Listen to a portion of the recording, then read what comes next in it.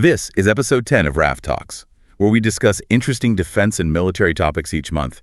And today we're doing a deep dive into some recent material covering Raff Military Textiles, a really significant presence at Milipol Paris 2025. Right. Our mission here is to kind of pull apart the key takeaways from that event in November.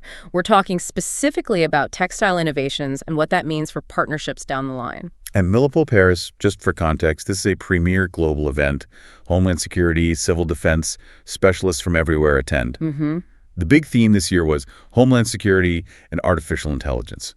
That's not just a theme, it feels like a huge signpost for where the whole industry is heading. It really is. And for a company like Raff, their goal wasn't just, visibility. It was about intelligence gathering, understanding how AI is going to fundamentally change what's required from the fabric itself. That's a fascinating point. The physical uniform now have to react to threats that are being identified by AI, by machine learning.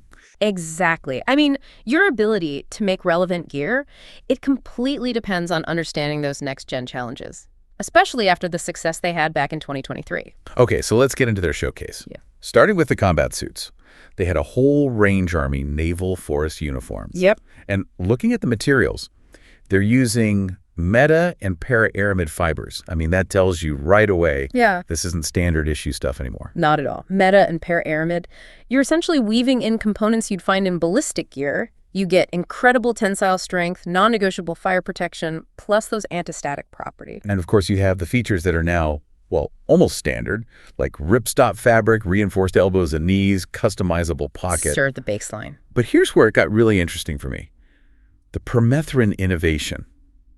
This feels like a major shift. Oh, it truly is. So permethrin is a synthetic insect repellent, and they're embedding it directly into the fabric. For any forces in tropical areas or places where insect-borne diseases are endemic, this is critical.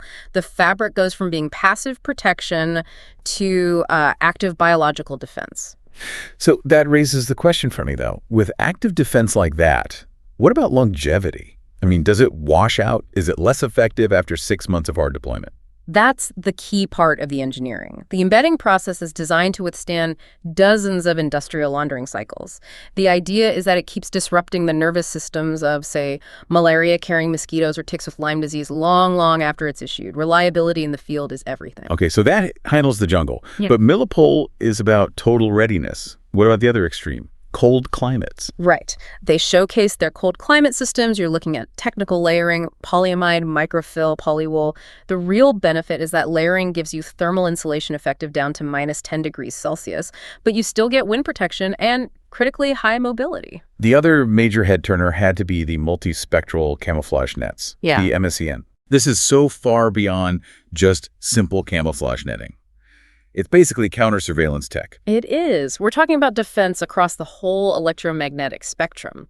It provides protection against visible light, near-infrared, shortwave infrared, thermal, even radar signatures. So it's total stealth. It's not just fooling the human eye. It's beating thermal imaging and other detection systems. And they're doing it with this non-replicable terrain mimetic printing, and it's reversible for different terrains, all while staying lightweight. Which connects back to the strategy, right?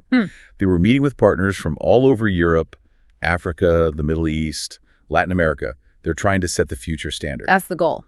So if you're a procurement officer looking ahead to 2026, what does this all mean? The source pointed to 3 big factors. Okay, first is obviously innovation and technology. You have to prove you're offering advanced fabrics that meet these really complex operational demands. Right. Second, compliance and certifications.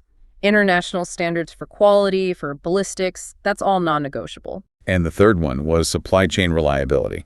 Which in today's world is paramount. You have to guarantee consistent, uninterrupted delivery to multiple regions to keep missions running. They also mentioned the growing importance of sustainability and responsible sourcing, which is now becoming a real factor in these big contracts. It is.